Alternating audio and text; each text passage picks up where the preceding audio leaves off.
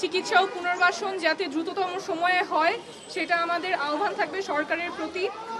আর আমরা এনসিপির পক্ষ থেকে আমরা যেই বার্তাটা নিয়ে আসতে চাই সেটা হচ্ছে যেই বাংলাদেশে আমরা দাঁড়িয়ে আছি সেখানে কেউ রাস্তায় নেমে খুন হয় কিন্তু সে আর বোনের বাসায় যাইতে পারেন নাই।